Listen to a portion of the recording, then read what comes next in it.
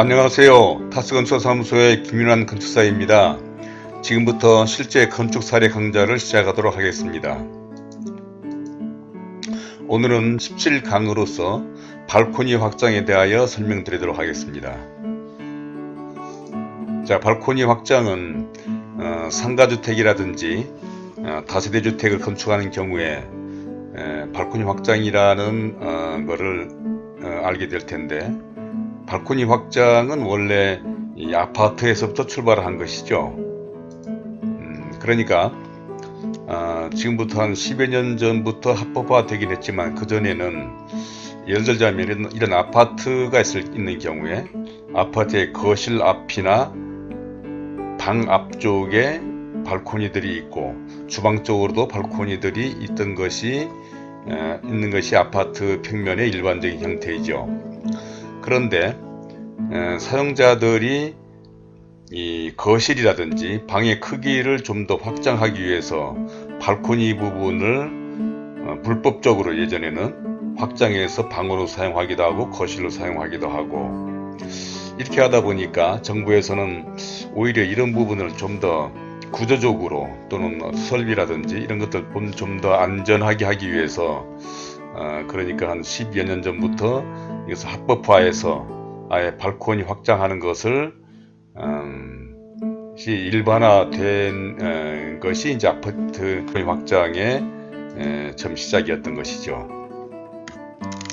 그런데 발코니 확장이라고 하는 것은 예전에는 그러니까 아파트에만 가능했지만, 지금은 이제 다세대 주택, 연립주택, 다가구주택, 단독주택 등 주거용 건축물에 있는 발코니들은 전부 다 확장할 수 있도록 그렇게 합법화 해주었고, 아파트 같은 경우야 평면에 전후면만 발코니가 있는 거지만, 단독주택이라든지 다가구주택은 아마 좌우 측면도 발코니가 있을 수 있는 것이 되겠죠.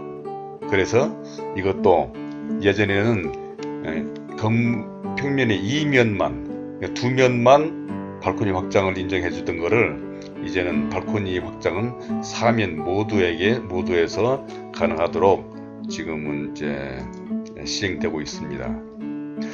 그런데 이 발코니 확장에 대해서 이렇게 하니까 사람들이 이제 어떤 오해들이 있는데, 그래서 이제 이 부분을 제가 설명하고자 하는 건데, 예를 들자면 상가주택을 짓는 사람들인 경우에, 상가주택은 1층은 상가지만 2, 3, 4층은 주택이죠. 그러니까 이제 다가구 주택에 해당이 되는 건데, 이게 2, 3, 4층에서 발코니 확장이 되니까 상가 부분도 확장할 수 있지 않느냐, 이렇게 또 오해를 하시는 분도 있고, 그래서 발코니 확장에 관한 거는 사실은 지침이 상당히 복잡한 부분이 많이 있는데, 이거를 좀 더 제가 요약을 해서 말씀드리면 이렇게 얘기할 수가 있을 것입니다.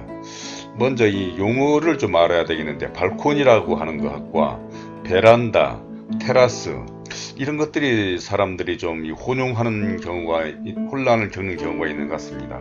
그래서 발코니라고 하는 것이 어떤 것이고 베란다, 테라스를 좀 구분해 보기 위해서는, 발코니는 이제 노대라고 굳이 얘기한다면 우리는 말로는 노대라고 얘기할 수 있는 것인데, 건축물은 내부와 외부를 연결하는 완충 공간으로서 건축물 외벽에 접하여 부가적으로 설치되는 공간. 그러니까 그림으로 얘기하면 이렇게 얘기할 수가 있는 것이 되겠죠. 어떤 건물 외벽에 돌출해서 나와 있는 공간, 이것이 발코니이고, 베란다라고 하는 것은,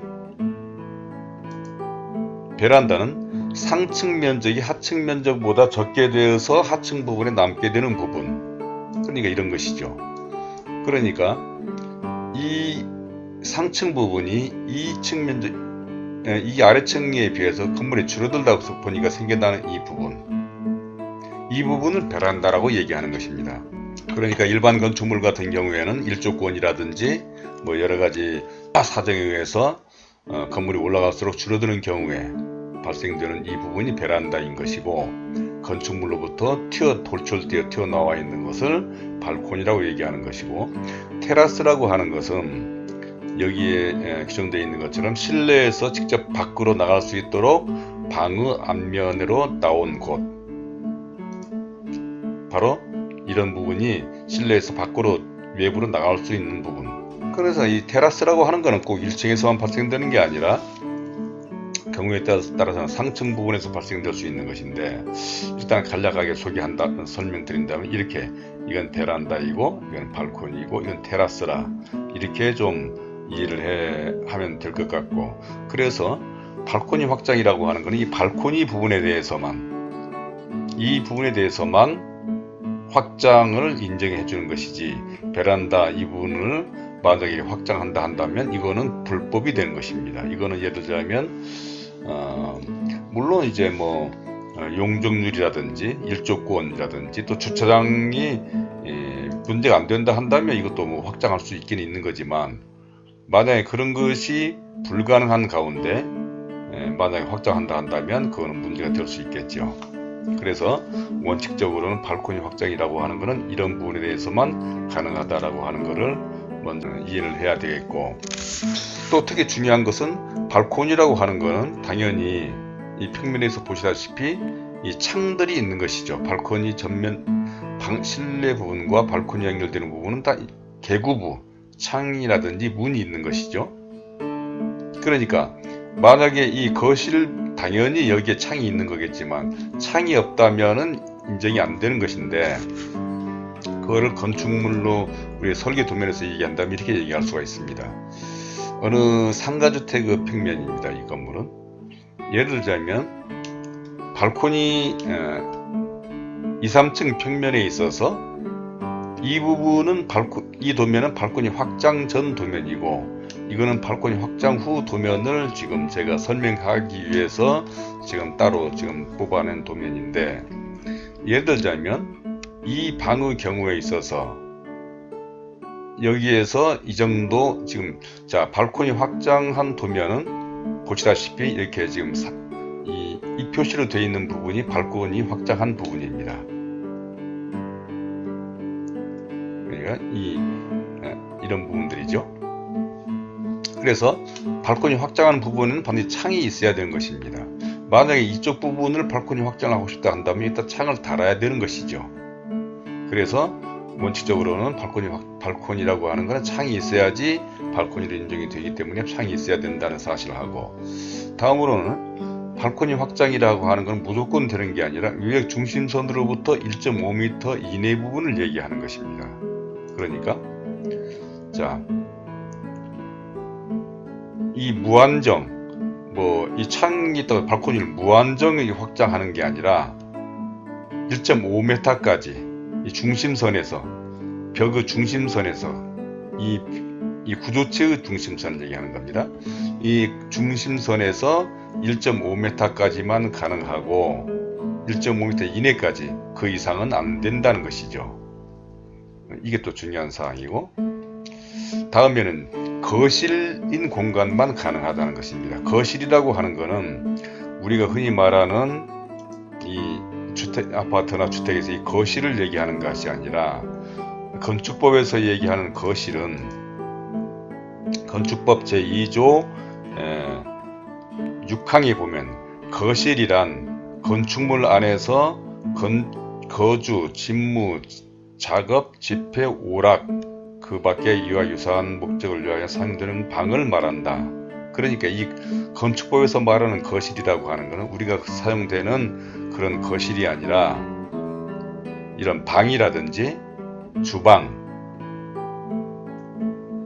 이런 것을 거실이라고 얘기하는 것입니다.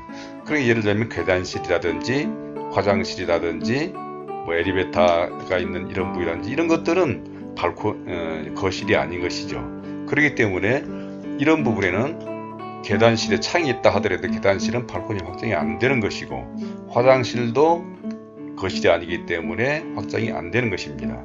그러니까 사람들은 뭐 모든 부분을 전부 다 확장하는 거 아니냐 이렇게 얘기를 하시는 분이 있는데, 그렇지 않다라고 하는 사실이 중요한 것입니다. 그래서 거실은 사람이 거주하는 공간에만 거실의 용도로 사용하는 방만 그 발코니 확장이 가능하다는 것. 다음에 더 중요한 것은 발코니 확장 전 실의 크기 최소 기준이 있습니다. 그게 바로 이제 가로 세로 이제 2.1m라고 하는 것인데, 그 얘기는 무슨 말씀이냐면, 자, 이 부분은 2.5m까지 확장을 했습니다. 그런데 이 부분은 1.2m만 확장을 했는데, 그 이유는 뭐냐면, 자, 확장을 하고 나머지 부분이 2.1m 이상이 되어야 된다는 것입니다. 그거는 무슨 얘기냐면, 이 건축법에서 최소한 최소 치수는 2.1m 이상이 되어야 된다라고 하는 그런 규정이 있다 보니까, 결과적으로 발코니 확장을 하고 남은 것이 2.1m가 안 되면 안 되는 것이죠. 그러니까 여기는 1.2m밖에, 그러니까 여기서 여기까지가 3.3m니까 1.2m만 확장을 인정을 해주고 나머지 부분은 1.5까지는 못한다, 이런 얘기가 되는 것입니다. 그래서 자, 이런 부분도 좀 더 2.1m를 지금 유지한 채로 나머지 1m 10만 발코니 확장으로 한 것이죠. 여기는 거실 같은 경우에는 이쪽에 이제 공간이 넓기 때문에 2.1m가 넘기 때문에 1.5m까지 가능한 것이고, 이 방도 그렇습니다. 거실의 경우는 1.5m까지 가능했던 것이죠. 이게 또 중요한 사항인 것입니다. 그래서 2.1m 이상이 남아야 했을 때 1.1m까지만 발코니 확장을 인정해 준다라고 하는 것이 중요한 사항인 것입니다. 다음에 이제 그러다 보니까, 자, 여기에서 이제 말씀드린 것처럼, 자, 이거는 발코니 확장 전의 평면이고, 이걸 건축 허가를 받을 때는 이런 지금 빗금친 부분, 이 부분이 면적을 빠지게 돼서 그 면적을 산출한 부분이 이렇게 산출을 하는 것입니다. 그래서 일일이 전부 다 이제 면적 산출한 도면이, 그러니까 이거를 이 부분은 제가 설명하기 위해서 제가 지금 뽑아놓은 도면이고, 실제 도면이 이렇게 구성이 되는 것입니다. 자, 2층 평면이 건축허가 들어갈 때는 이렇게 들어가고, 3층이 이렇게 발코니 확장해서 이렇게 들어가고, 4층이 이렇게 한다. 그래서 이런 부분에 대해서 일일이 전부 다 건축 면적 산출표를 다 만드는 것입니다. 각 층마다. 그거를 제가 이제 떼내서 여기다 설명하고 있는 것인데, 그래서 자, 그러면 이제 면적은 이제 두 가지가 있는 것이죠. 건축 허가 면적이 있고 공사 면적이 있는 것이죠. 그러니까 사람들은 흔히 말하기를, 자, 이런 평면이 있는데 또 여기서 또 발코니를 끄집어낼 수 있지 않느냐라고 얘기하는 사람인데, 그거는 안 되는 것이죠. 왜냐하면 이것이 바로 이게 실질적으로 건축할 수 있는 면적, 그 건폐율의 범위, 용적률의 범위인데, 또다시 여기서 발코니를 끄집어낸다라고 하는 거는 그럼 건폐율이 오버돼서 안 되는 것이고, 실질적으로는 자, 이 다가구 주택, 아파트 이런 평면처럼 이렇게 건축물로 아파트로부터 돌출되어서 원래는 건축되어졌던 것인데, 이 다가구 주택, 우리가 흔히 짓는 상가주택인 경우에는 사실은 실질적으로 이렇게 짓는 것이죠. 그렇지만 건축 허가 과정에서 이 발코니 확장이라고 하는 것을 인정해줘서 이 부분을 면적을 빼주다 보니까, 결과적으로 우리가 건축 허가 받을 때의 면적, 여기에서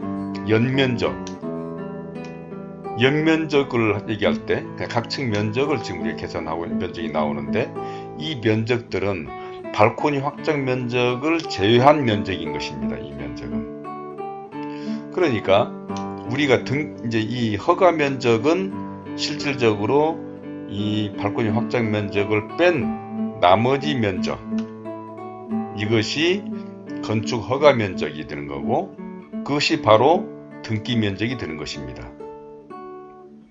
그러니까 예를 들면 아파트에서 30평짜리 아파트다 그러면 발코니 확장 면적을 뺀 나머지가 30평이 되는 그런 셈이 되는 것이죠. 즉, 건축 허가 면적은 발코니 확장 면적을 뺀 것이 건축 허가 면적이 되는 것이고, 실질적으로 공사 면적, 실제 사용하는 면적은 요것이 되는 거죠. 이게 실제 사용한, 이 방은 2.1m만 까지밖에 없는 것처럼 보이지만 실질적으로는 이렇게 짓는 거죠, 사실은. 네, 그런 점을 좀 유의를 하셔야 되는 것입니다. 4층도 마찬가지죠. 4층도 실질적으로는 이렇게 사용하지만 이런 부분들은 발코니 확장으로서 빠져가지고, 뭐 중정 부분은 당연히 빠지겠지만 그렇게 되는 것이죠.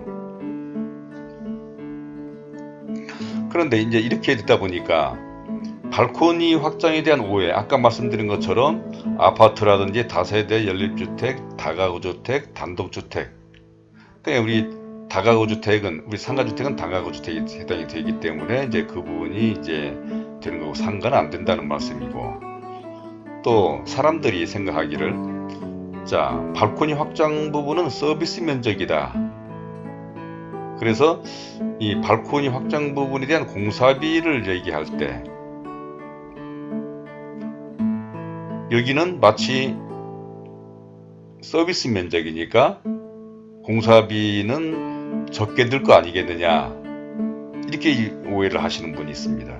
그건 그렇지 않은 것이죠. 아파트인 경우는 주택법에 의해서 아파트인 경우에는 발코니 확장한 부분을 분양가와 별도로 제출하게 되어 있으니까, 또는 뭐 아파트를 나중에 확장해 주기를 원하시는 분들에 대해서는 별도로 건설회사에서 아파트 확장 공사비에 대한 논의가 있는 걸로 제가 알고 있는데, 자, 우리가 일반적으로 많이 듣는 상가주택이라든지 다세대, 단독주택, 이런 부분들은 실제 공사할 때 이렇게 공사하는 게 아니죠. 이렇게 이 발코니 확장 빼서 공사하는 게 아니라 실질적으로 공사를 이렇게 하는 것입니다.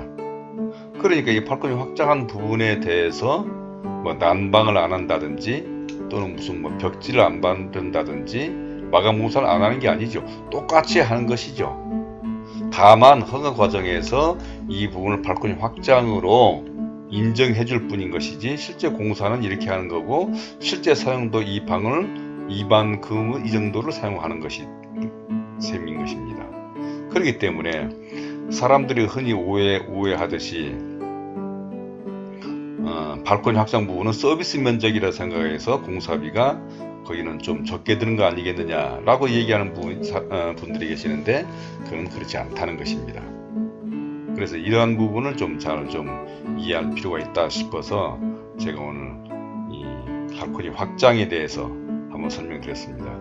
이 부분은 상가주택 짓는 분들이 또는 건축하시는 분들이 이제 처음 건축 경험이 없다 보니까 아까 말씀드린 것처럼 다시 한번 말씀드리면, 뭐 무작정 모든 부분을 전부 다 하는 것처럼 생각한다거나, 또는 반드시 창이 있어야 되는데도 불구하고 발코니 확장을 하려고 하다 보니까 사실 불필요한 부분에 창을 만드는 경우도 설계 과정에서 여러분들이 경험할 수 있을 것입니다. 바로 이제 그런 거는 바로 이런 요건 때문에 그런 것이죠. 그래서 이런 부분들을 여러분들이 잘 이해하시면 상가주택, 다가구주택, 뭐 이런 주택을 짓는 분들이 좀 설계하는 과정에서 좀 잘 이해가 되지 않을까 싶어서 오늘은 이 발코니 확장에 대해서 제가 자세하게 설명드렸습니다. 자, 지금까지 시청해주신 여러분들에게 감사드리면서, 또 앞으로도 계속적으로 도면 보는 법이라든지 노출 콘크리트 등 앞으로 계속되는 계속 또 동영상으로 강의하도록 하겠습니다. 구독과 좋아요 버튼을 누르시면 더욱더 감사하겠습니다. 자, 감사합니다.